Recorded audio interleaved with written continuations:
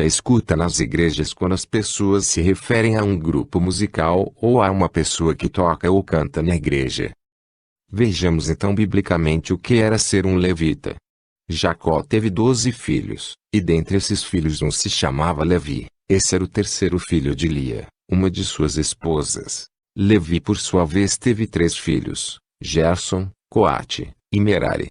Após migrar para o Egito, a família de Jacó começou a se multiplicar de forma numerosa, e sua família era dividida em clãs ou tribos, de acordo com os nomes de seus filhos. Por isso temos o nome Levitas, pois eram os descendentes e filhos de Levi. Na ocasião da primeira Páscoa, ao libertar os israelitas do Egito, Deus sacrifica todos os primogênitos do Egito e poupa os primogênitos dos filhos de Israel. Mais tarde, quando estavam no deserto, Deus exige que os primogênitos que antes tinham sido poupados da morte sejam consagrados a Ele, conforme lemos em Números capítulo 3 versículos 11 ao 13 que diz: E falou o Senhor a Moisés dizendo: E eu, eis que tenho tomado os levitas do meio dos filhos de Israel, em lugar de todo primogênito que abre a madre entre os filhos de Israel. E os levitas serão meus, porque todo primogênito é meu, desde o dia em que tenho ferido a todo primogênito na terra do Egito, santifiquei para mim todo primogênito em Israel, desde o homem até o animal, meus serão. Eu sou o Senhor. Como Deus exigiu que os descendentes de Levi fossem um povo exclusivamente dele, eles foram privados de alguns benefícios que seus irmãos teriam, mas também tinham benefícios que seus irmãos não tiveram. Vejamos algumas vantagens e desvantagens que os levitas tinham em relação aos seus irmãos israelitas.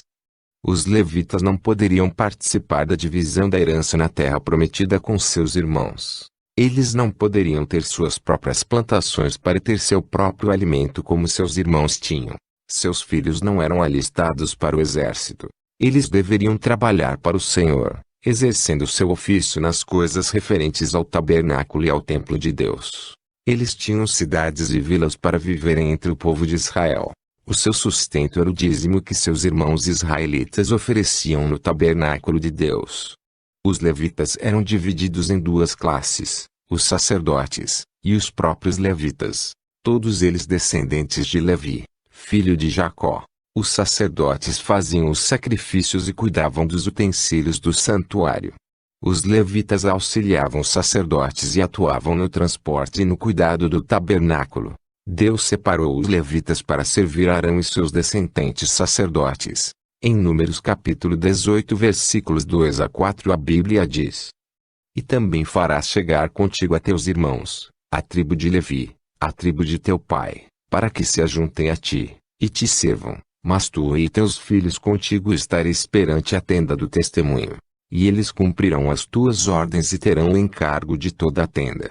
Mas não se chegarão aos utensílios do santuário, nem ao altar, para que não morram, tanto eles, como vós. Mas se ajuntarão a ti, e farão o serviço da tenda da congregação, em todo o ministério da tenda, e o estranho não se chegará a vós. De acordo com Números capítulo 8 versículo 24, para um levita começar a servir no tabernáculo do Senhor, sua idade deveria ser de 25 anos para cima, e ao completar os 50 anos de idade deveria parar de atuar no serviço, podendo apenas atuar com seus irmãos no serviço da guarda. Como os levitas foram escolhidos por Deus para servirem aos sacerdotes, havia uma organização quanto à administração dos trabalhadores e execução das tarefas.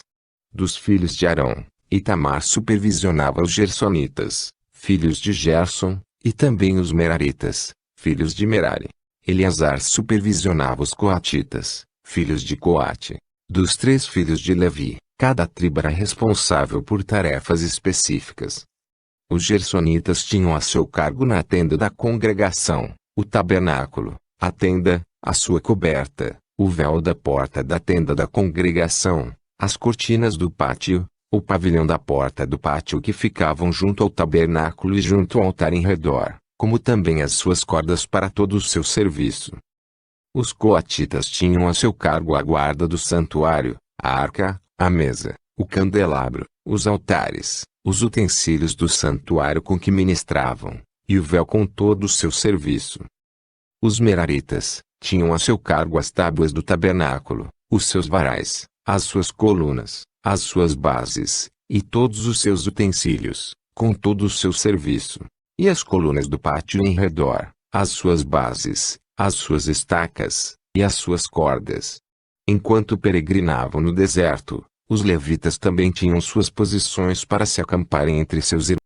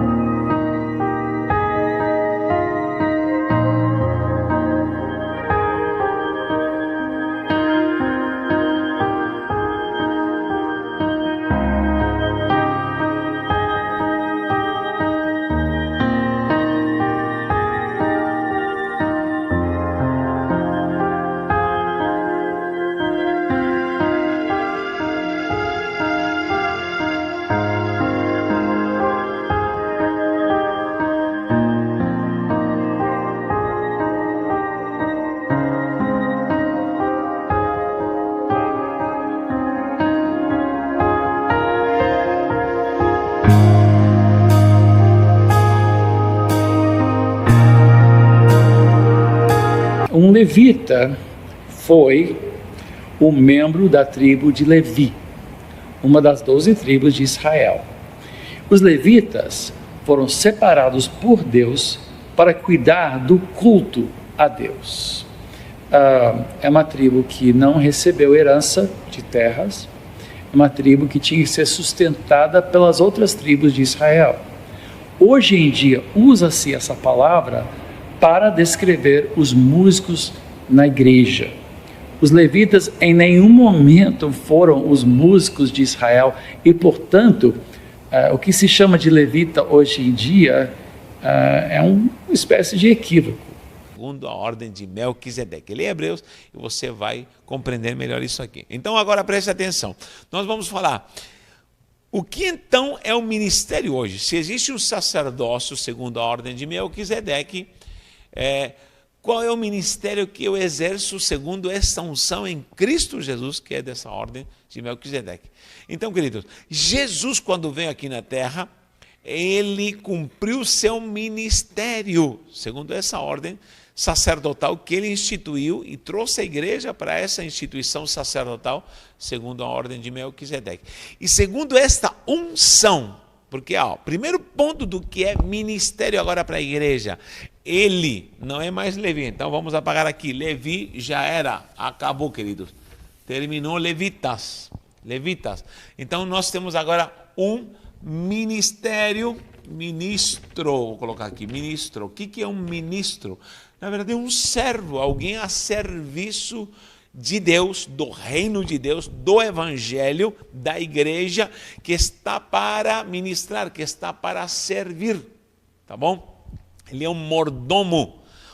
Ela vem do céu e passa no ministro para quê? Para ministrar para a igreja, ou seja, olha a seta aqui, a unção desce no ministro e ela projeta para a igreja, manda bala na unção para a igreja. Para quê? Para pastorear, para ensinar, para curar, dons. Então, tudo vem do céu da glória, unção, passa no ministro, Por isso que em Isaías 61, você pode ver, em Isaías 61 já estava profetizado, e Jesus entrou na sinagoga e leu esse versículo de Isaías 61 e quiseram apedrejá-lo, porque ele leu, o Espírito está sobre mim e me ungiu. Então, o Espírito Santo ungiu Jesus no seu ministério, ministrou. Jesus era um ministro E o seu ministério iniciou-se com essa palavra profética que já o profeta Isaías tinha falado. Ele me ungiu para. Então, a unção, eu explico sempre isso, que vem você do céu para. Para quê? Para. E Jesus fala isso. Para dar vista ao cego, para anunciar o ano aceitável do Senhor, para libertar os cativos. Então, ela tem uma direção. Vem do céu para mim e vem para anunciar, para pregar, para ensinar, para libertar, para curar, para restaurar. É o que Jesus falou.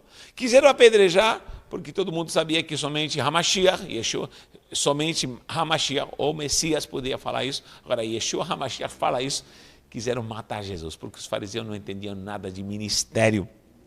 Eles estão ainda na cegueira da lei. Então, preste atenção. Nós, quando falamos, temos um ministro, é alguém ungido, separado e direcionado para o povo, para a igreja, para as pessoas, para o mundo. Por isso, o ungido, ele está direcionado para cumprir o propósito do Espírito Santo na sua vida. O próprio Jesus afirma isso. Então, essa é a primeira questão. A unção do ministério ou do ministro vem do céu para direcioná-lo. Por que eu digo que o louvor e a dança ou a adoração não é ministério? Por quê? Porque alguém que louva, Aline, foca aqui, alguém que louva, ele não está recebendo do céu, ele está enviando para o céu. Vou colocar aqui, ó, louvor e adoração. Clica aqui, Aline, bem pertinho aqui, ó. Louvor e adoração, ele sobe, é agradável às narinas de Deus. Ó, a seta, ele sobe, é para Deus. A unção, ela desce, passa no ministro e vai para a igreja. Agora, o louvor aqui, ó, louvor e adoração, ele sobe para Deus, ele vai para Deus. Eu sempre pergunto para os que cantam, você está cantando para quem? Para Deus ou para a igreja? Não, estou cantando para Deus. Você vai dançar, você pode dançar? Claro que pode dançar. Pode dançar para Deus. Se quiser dançar, adoração, se mexer como Davi, só que para quem você vai fazer? Para se mostrar para a igreja ou para Deus? Então, dance para Deus. Você pode ir no culto dançar como danças espirituais ou danças até coreográficas para Deus. Você pode fazer, não há problema. Só que são para quem? Para a igreja? Não, são para Deus. Então, elas sobem. Olha da contramão. Então, a unção do ministério desce do céu. O louvor e a adoração sobe. Isso é agradável a Deus. Não posso entrar em muito detalhe porque vou tomar muito tempo. Então, querido, não pode haver ministro, porque o ministro ministra. Agora, o que louva e adora está mandando para Deus. Então, se o louvor e a adoração, a dança, seja o que for, é para Deus, você está ministrando Deus, então? É possível alguém ministrar a Deus? Então é impossível. É impossível você ministrar a Deus. Se alguém me diz ministério de louvor, ele não pode estar ministrando a Deus, porque o louvor é para Deus. Ministério da dança piorou, porque você não pode ministrar Deus com dança. Você o adora. Tudo que tem um fôlego, louve. Tudo que tem fôlego. Aqui toda pessoa pode e deve louvar e adorar ao nosso Deus. Então tira a ideia que existe ministério de louvor e ministério da dança, porque o louvor e a adoração é dele, para sempre, adorado e exaltado para todos sempre. Por que a pessoa se acha ministro? Porque às vezes ela pensa que é um ministério de louvor e ela precisa lucrar com isso, precisa ganhar. É por isso, repito, ainda piorou quando fala levita, piorou ainda. E ainda quer barganhar, quer lucrar e se tornar um artista, quer ser reconhecido. Tem hoje pessoas que cantam, que tocam, que tem fã-clube, gente. Tem fã-clube, tem pessoas que querem ser estrelas, cobram uns cachês absurdos. Estou falando absurdos. Isso tem que parar dentro da igreja, porque o povo está corrompendo, idolatrando gente que se diz ministro de louvor. Isso não existe, em nome de Jesus. Então, a unção